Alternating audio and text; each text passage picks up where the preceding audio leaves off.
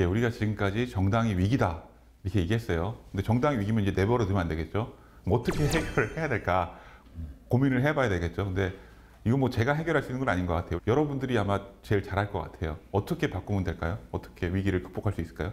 우리 학생 여기 아무래도 저는 시스템 자체를 바꾸는 것도 하나의 방안이 되지 않을까 생각을 하는데, 뭐 온라인이나 플랫폼 같은 걸 이용해서 기존 정당과는 완전히 다른 시스템을 추구하는 것도 하나의 방법이 되지 않을까 생각을 해요.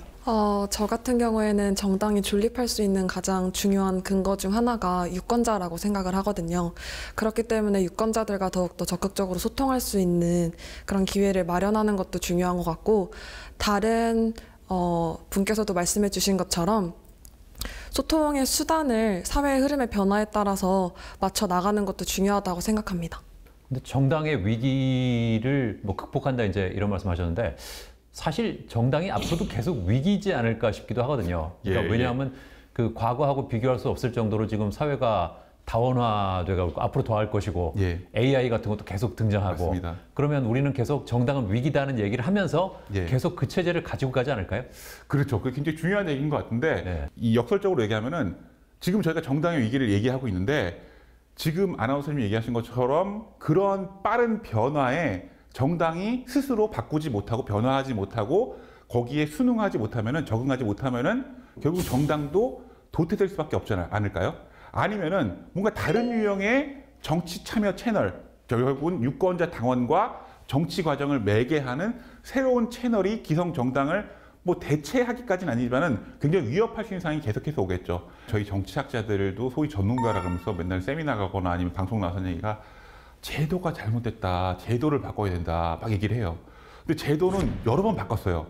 근데도 거기서 이렇게 빠져나가고 다 뭔가 바뀌지 않는 부분들이 있어요. 그럼 결국 뭐냐면은 그 제도를 운영하는 사람이 바뀌어야 된다는 생각을 많이 해요. 그리고 사람이 바뀌는 중요한 거는 유권자들이, 결국 우리 여러분들 아까 보면은 뭐 정당 이름 바꾸고 해도 결국은 또 찍잖아요. 그죠?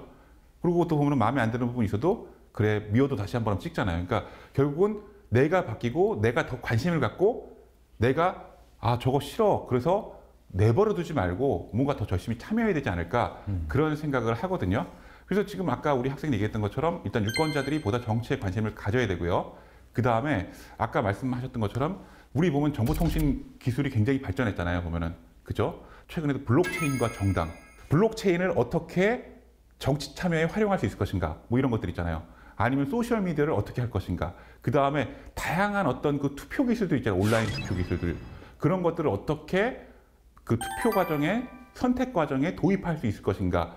그런 것들에 대한 고민들이 되게 열심히 되고 있어요. 그러니까 우리 정치인들도 보면은 어떤 소속 정당 이런 거가 중요한 게 아니라 변화하는 환경에 맞추어서 스스로 계속 공부하고 연구하고 바꾸기 위한 노력을 스스로 박차를 가해야 되지 않을까, 저는 그런 생각을 합니다. 그리고 거기서 중요한 게 결국은 당원들, 시민들, 유권자들의 요구도 중요하지 않을까 같고요. 결국은 시민들이 바뀌고 있어요. 뭐 디지털 시민들, 그죠? 이런 얘기 많이 나오죠. 그다음에 인터넷 활동하기도 해요. 그 다음에 수동적인 듯 하지만은 또 보면 광장에는 열심히 나오고 있어요. 그죠? 그 다음에 온라인, 오프라인 오가면서 또 열심히 활동하는 사람들도 많아요. 분명한 것은 여러분들이 요거만 없다면은 예전보다는 덜 어떤 비용을 줄여서 모일 수 있는 여러 가지 수단들이 많이 있지 않아요? 그죠? 그죠? 그러니까 그런 것들을 잘 활용해서 정당들도 뭔가 할 수 있지 않을까. 그래서 보면은 많이 나오는 게 보면은 해외 사례를 좀 드리고 싶은데요. 뭐 제가 아까 말씀드렸던 것 중에 뭐 나왔던 게 많이 나오는 게 뭐 해적당 들어본 적 있어요 혹시?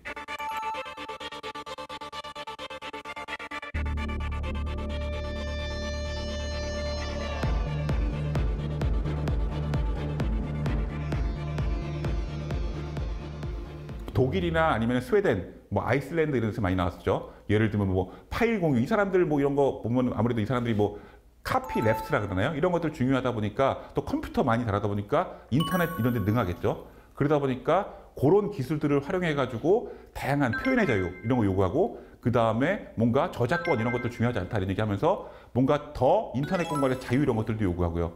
그래서 그렇게 온라인 공간, IT 공간에서 이런 정치 세력화 돼 가지고 다시 이런 사람들이 일반 정치 공간으로 나왔고요. 물론 여기서 이제 한계는 뭐냐면은 이 사람들의 애초에 시작할 때 어떤 관심사 자체가 조금 좀 제한적이라 할까요? 그러니까 자기가 관심 갖고 있는 부분만 해결이 된다면은 다른 부분에 좀 관심을 덜 갖게 될까요? 그러다 보니까 좀 폭발력이 좀 떨어질 수 있겠지만은 그래도 지금 전 세계적으로 굉장히 많은 국가에서 해적당 활동이 있다는 얘기 들었죠. 이런 거랑 관련해 가지고 여러분들 혹시 뭐 틈새 정당이라는 말 혹시 들어보셨어요? 니치라는 거예요. 니치, N-I-C-H-E 뭐냐면은 기존에 보면 유럽 같은 경우에는 정당들이 독일 3인당, 영국 노동당, 보수당 이런 정당들은 막 역사가 100년도 넘잖아요. 그럼 그런 우리나라 정당들 뭐 역사 해봤자 물론 계승을 기원을 따져보면 길겠지만 그게 길지 않잖아요. 정당의 역사가. 또 유럽의 민주주의 국가들 정당의 역사는 100년, 200년 되잖아요. 그럼 그렇게 역사와 전통이 오래된 정당들의 틈을 비집고 나오기가 쉽겠어요? 그 틈을 비집고 최근에 나오는 정당들이 틈새 정당인데 최근엔 그런 정당들이 나오고 있다는 거예요. 대표적인 게 예를 들면 여러분들 들어보지 않았어요? 마크롱 대통령. 이 마크롱 대통령이 나이가 저랑 비슷한 또래예요. 어려요. 1977년생.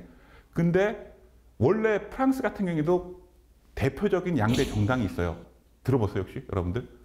전통적으로는 뭐 공화당, 그죠? 그 다음에 그 사회당 이렇게 있었잖아요.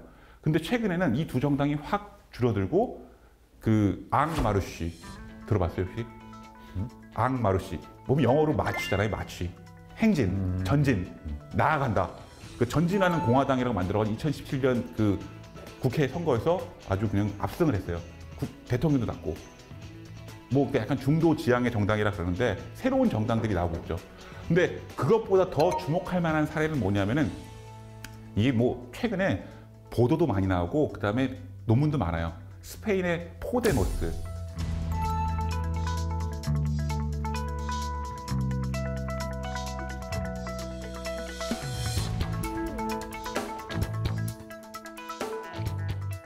포데모스가 스페인어 우리 잘 모르잖아요. 근데 영어로는 뭐 위켄 이런 우리는 할 수 있다.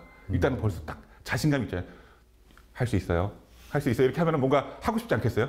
그죠? 근데 이 사람이 파블로 이글레시아스라고 똑똑한 사람이죠. 그 마드리드 대학이니까 그 수도에 있는 대학의 정치학 교수 출신인데 이 사람이 이제 보면은 스페인도 우리 못지않게 청년 실업률이 되게 높았어요. 그러니까 청년들이 굉장히 막 민심이 안 좋았던 거죠. 그러니까 이런 사람들을 적당히 막 얘기해주고 할 수 있다 우리가 하면서 우리가 바뀌어야 된다. 우리가 참여해야 된다. 열심히 참여해라. 정치해라 갖고 마드리드 시장부터 해가지고 거기서 시장 당선되고 그 사람들이 거기서 마드리드 디사이드라는 온라인 참여 공간을 제공했어요. 막 일반 시민들이 막 얘기해라. 그럼 그걸 반영하겠다. 그렇게 하면서 또 활용한 게 뭐냐면은 의회에서 선전하고 또 뭘 했냐면은 루미오 또 보면은 뭐 레딧 이런 거 들어봤어요 혹시? 온라인 뉴스 사이트 같은 걸 해가지고 소셜 미디어랑 연동해가지고 하는 것들 이런 다양한 소셜 미디어 플랫폼들을 활용한 인터넷 플랫폼들을 활용해가지고 유권자들이 참여할 수 있는 기회를 더 많이 제공했다는 얘기하는 거죠. 파블로 이글레시아스가 제 또래인데 참 지금 현재 스페인의 사회 부총리예요. 그래서 굉장히 돌풍을 일으키고 있죠. 또 하나의 사례는 이제 보면은 그 이태리의 오성 운동인데.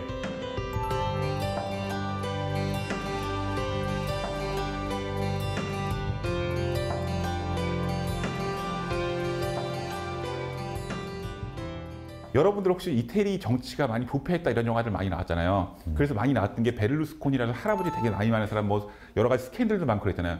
그 사람을 풍자하는 코미디언이 있었어요. 베페 그릴로라고. 얼굴 찾아보면 여러분들이 익숙해요.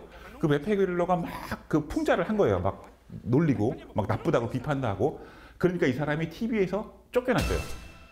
그러니까 지금 사람들이 불만을 갖고 하지 아니에요. 왜냐하면 시원하게 통쾌하게 막 비판을 해줬는데 그래서 이 사람이 온라인 블로그 같은 데서 이 사람이 딱 만들어가지고 거기 플랫폼을 통해가지고 거기다가 그 까살레조라는 IT 전문가가 같이 도와줘가지고 그 베페글로의 그 블로그를 통해서 사람들이 베를루스코니 정권에 반대하는 사람들이 결집하게 된 거예요. 그래서 결집하게 돼가지고 5가지 이슈 해가지고 뭐냐면은 뭐 인터넷 접속 권리, 공공수도, 그다음에 생태주의 뭐 이런 5가지에 대해서 시민들이 더 목소리를 내야 된다. 그래서 적극적인 목소리를 내고 실제로 지금은 정치적으로 굉장히 커져서 지금 굉장히 이태리에서 정치권에서 굉장히 큰 목소리를 내고 있고 아직까지도 굉장히 유효한 목소리를 내고 있거든요. 그러니까 다른 말로 하면은 지금 우리나라뿐만 아니라 뭐 프랑스, 독일, 그 다음에 포데모스의 스페인, 그 다음에 이태리의 오성운동 등 해가지고 기성 정치, 정당 정치를 벗어나서 새로운 대안 유형의 정치 참여나 정당들이 막 많이 나오고 있다는 얘기예요. 그런 가운데 그 사람들이 적극적으로 활용하는 게 뭐냐면은 변화한 정보 환경, IT 환경 이런 것들을 굉장히 적극적으로 활용하고 있다는 얘기하는 거죠. 뭐 이 사람들 보팅할 때도 보팅 아고라라 그래가지고 실제로 온라인에 투표해가지고 문제되는 거. 여러분들 온라인 투표 이런 거 막 얘기하잖아요. 보면은 그런 거랑 관련해가지고 아까 제가 말씀드렸던 블록체인 기술이 많이 거론되고 있어요. 블록체인의 핵심 중에 하나가 결국은 중앙집권화된 데이터 창고가 아니잖아요. 데이터를 한 군데다가 모아놓는 게 아니라 뭐 이렇게 띄엄띄엄 나눠서 분산해서 저장하는 거잖아요. 만약에 조작을 하려면은 중앙집권화된 데이터 하나만 탁 조작하면은 할 수 있으면은 될 수 있어요. 그죠? 근데 여기 어디 있는지 모르는 다양하게 분산돼서 저장돼 있는 것들을 한꺼번에 조작할 수는 없잖아요. 그러니까 다른 말로 하면은 이런 메커니즘 있잖아요. 그러니까 결국은 IT 기술의 발전이 결국은 우리가 우려하는 부분들에 대한 어떤 고민도 다 담고 있고 그런 변화를 해결하기 위한 움직임들이 관측되고 있다. 그렇게 볼 수 있다는 얘기 하는 거죠. 우리가 조금만 관심을 가지면은 그런 변화의 기술들이 우리 주변에 있고 그런 변화된 어떤 환경과 변화된 기술들이 정치 과정에 사용될 수 있게끔 많이 적용되고 있고 또 실제로 아까 스페인이나 뭐 이태리 사회에서처럼 많이 실제로 그것들을 활용하는 케이스들이 늘어나고 있고 한국에서도 그런 실험적인 운동들이 진행되고 있습니다. 이제 여기까지 제가 이제 한국 정당 정치 위기와 어떻게 극복할 수 있을 것인가에 대해서 뭐 제가 뭐 아는 대로 또 여러 가지 해외 사례 참고할 만한 것들을 통해서 한번 살펴봤습니다. 하고 이제 여기까지 이제 우리가 정당 정치 위기와 극복 방안에 대해서 우리가 한번 어떤 참고 사례까지 봤으니까 앞으로 여러분들과 더 얘기를 나눠보면서 이제 어떻게 할 것인가, 우리는 무엇을 할 수 있을 것인가 한번 해보면 좋겠습니다. 예, 감사합니다.